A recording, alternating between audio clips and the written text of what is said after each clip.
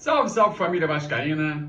Tô na área para mais um vídeo. Se você está chegando pela primeira vez aqui e não me conhece, muito prazer, meu nome é Eduardo Júnior. Já peço que você se inscreva no canal, deixe seu like no vídeo, ative o sininho para toda vez que eu postar vídeo você receber as notificações e, claro, compartilhe o vídeo também nas suas redes sociais, que isso é importante. Pois é, o vídeo de hoje eu venho falar um pouquinho sobre o Ricardo Graça, o substituto do Leandro Castan.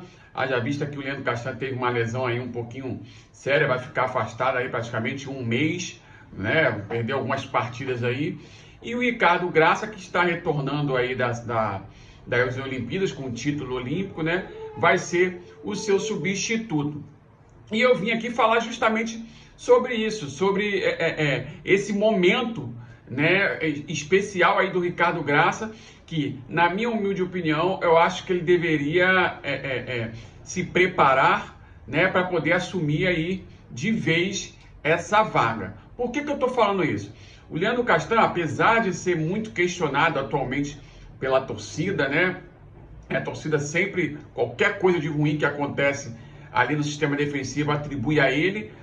Ele é um bom jogador, tá? É um jogador que veio contratado para o Vasco numa política que o Vasco vem fazendo há alguns anos, que é o que? Trazer jogadores da Europa, né, que estão sem mercado lá, repatriar esses jogadores. Esses jogadores geralmente têm uma qualidade acima da média e no Vasco vem dando certo essa política aí.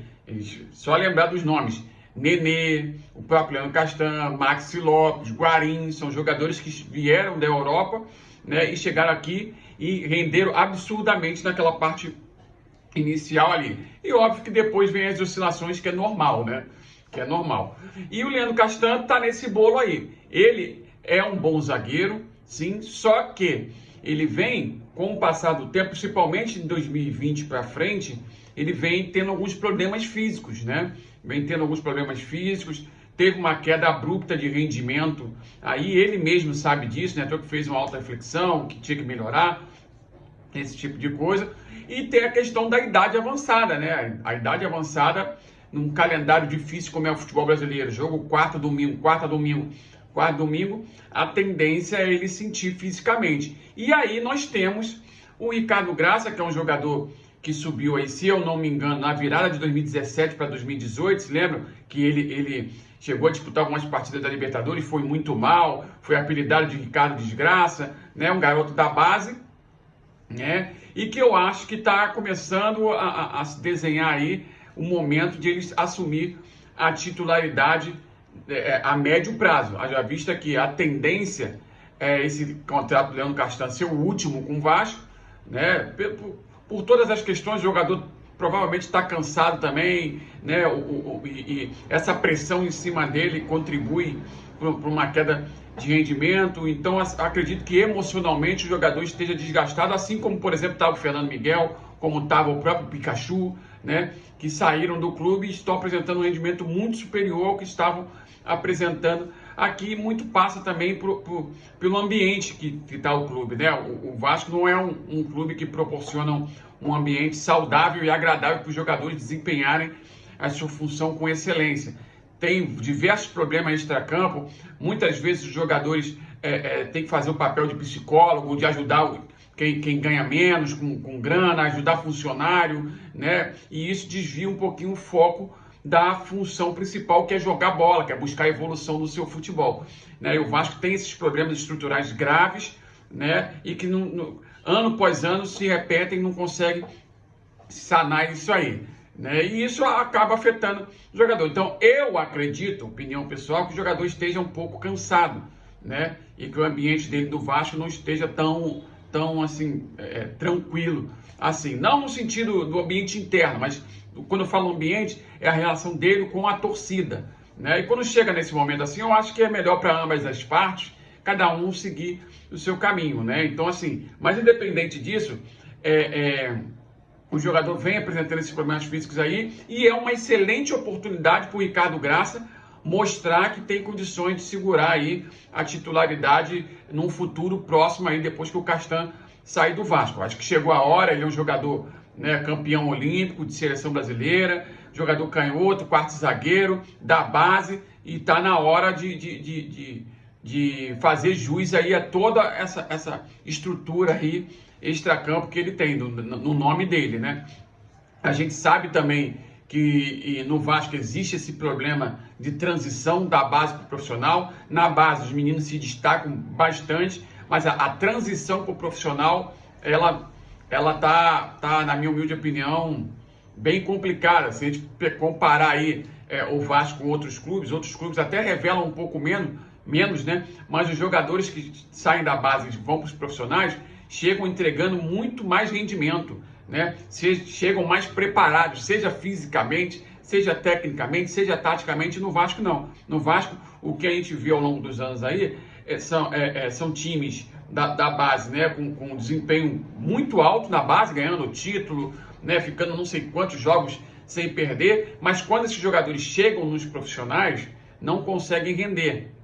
Isso passa também, um dos principais problemas para ocasionar isso aí é a questão financeira do clube, que os jogadores eles chegam com uma responsabilidade acima do que podem entregar. A torcida, por outro lado, totalmente impaciente, quer ver o jogador da base chegando no profissional e rendendo que nem Neymar. Se não for um Neymar, né, o menino ele é queimado aí com poucos jogos. Se ele errar, principalmente se ele oscilar muito, ele é queimado com poucos jogos. Ou seja, então você junta os problemas financeiros do Vasco, que impedem o Vasco de montar um time forte, para que esse time forte seja referência para os jogadores da base, e não eles com a responsabilidade de levar o time nas costas, eles sendo referência. Você junta a volatilidade da torcida, né, que, cansada de tanta vergonha há mais de uma década, exigem muito mais do que o garoto pode entregar. Ou seja, o garoto entra bem, o garoto tem que ser titular. Daqui a 2 partidas tem que sacar porque ele já não presta. Entra outro, aí o outro se destaca. Então fica nessa rotatividade, né, de jogadores da base no time sem conseguir render. Uma terceira via é o fato de que talvez não exista um trabalho profissional no sentido de monitoramento da evolução desses meninos desde a base até o profissional, né? Você mostrar através de dados, análise de desempenho, aonde que ele precisa melhorar na virada de temporada, né? Olha, você precisa mudar isso aqui, você precisa melhorar o seu passe, precisa melhorar a sua marcação, precisa melhorar seu cruzamento, né? Na minha humilde opinião, é difícil de enxergar esse tipo de trabalho. Não é à toa que os meninos da base chegam nos profissionais, oscilam, né? E se eles não são vendidos, eles ficam ano após ano mostrando os mesmos defeitos, né? E isso passa a mensagem para o torcedor que o jogador é ruim, que o jogador não presta, né? Que não se tem evolução, quando na verdade, será que existe um trabalho para isso? De repente, o jogador indo para um outro clube que exista esse trabalho, a gente possa ver uma evolução absurda. Claro que tem jogador que não rende mesmo, né? Que estaciona ali e não rende. Tem jogador que tem a sua evolução travada pela estrutura que existe no clube. A gente tem recentemente, por exemplo, o caso do Henrique. O caso do Henrique é um caso emblemático. Ele subiu em 2013, se eu não me engano, a primeira partida dele foi aquela partida de reestreia de Juninho Pernambucano no Maracanã, Vasco e Fluminense, se eu não me engano. Se eu estiver errado, me corrijam aí nos comentários. E o Henrique passou 7 anos no Vasco, 7 anos mostrando os mesmos defeitos, né? Sendo ultra mega questionado, toda virada de temporada tem que contratar um lateral esquerdo, posição prioritária. Aí o Vasco sem dinheiro, contratar os laterais esquerdos aí com qualidade duvidosa, né? Num primeiro momento o reforço chegava, tomava a vaga, fazia umas boas partidas ali, aí a torcida, agora vai, Henrique não volta nunca mais, daqui a pouco no meio da temporada o reforço começava a oscilar, ou se machucava, ou era suspenso e voltava quem? Henrique, na maioria das vezes, terminava a temporada como titular porque o reforço não conseguia render, né? E ficou 7 anos assim até sair do Vasco.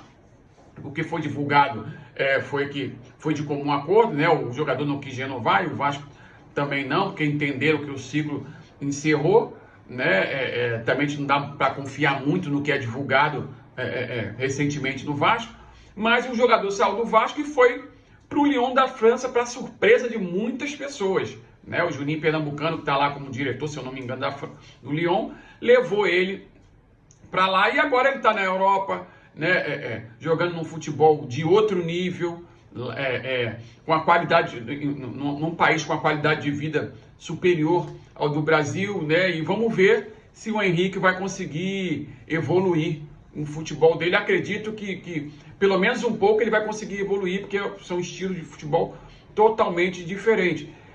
Temos vários jogadores aí que estão no mesmo exemplo do Henrique. Por exemplo, Bruno Cozendey, que todo mundo achava que ia acontecer, não aconteceu, né? O próprio Caio Monteiro, que teve muito sucesso na base. O Guilherme Costa, que não conseguiu dar prosseguimento à sua carreira por causa de problemas físicos, né?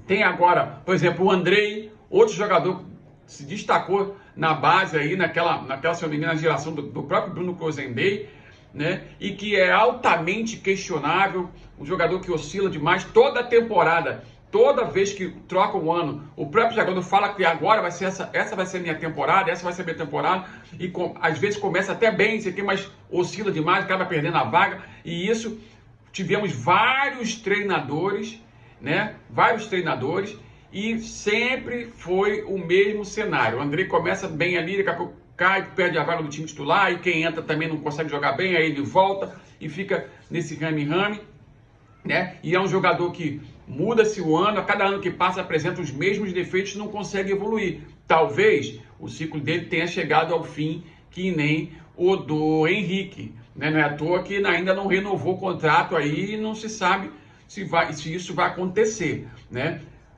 Vamos agora para o Ricardo Graça, que também está nessa mesma linha de ação aí. Não se consegue se firmar no time titular, quando recebe vaga, quando recebe a oportunidade, oscila demais, erra muito, entrega jogos. Então, assim, a gente, de repente, por isso que eu venho trazer esse assunto para debate aí, de repente dá para a gente fazer um paralelo entre esses três jogadores aí, né? Dá para fazer um paralelo. Então, assim, por isso que eu torço pelo Ricardo Graça, nesse momento aí de saída do Castan para recuperação física, eu torço para que ele apresente rendimento satisfatório, para que ele possa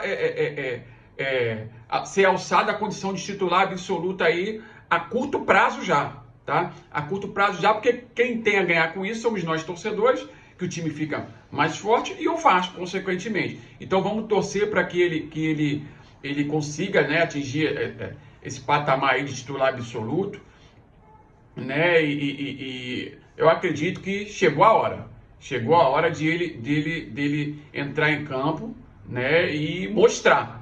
Até porque ele vem aí com as costas um pouquinho pesadas, né, que é a questão do título olímpico, apesar de não ter jogado, mas faz parte do grupo, fez parte do grupo, foi convocado, né, claro, muito passa pela lesão do outro rapaz, né, não me recordo qual foi o zagueiro que foi cortado. Ele não estava num bom momento quando foi convocado, né? Estava muito mal, perdeu a vaga com a volta do Castan, e agora eu espero que ele com esse intervalo aí de jogos sem o Castan jogar, que ele possa render de fato, até porque nós estamos precisando, né? O time está precisando. Então fica aqui a torcida pelo Ricardo Graça, para que ele não caia nessa condição também do Henrique e do Andrei ali, né? Jogadores que estacionaram num certo momento aí. Evolução também, outra variável que eu acabei esquecendo, os times ruins que eles jogaram, né? Isso tem que ser levado em consideração também, para a gente não responsabilizar só os jogadores, né? Enfim,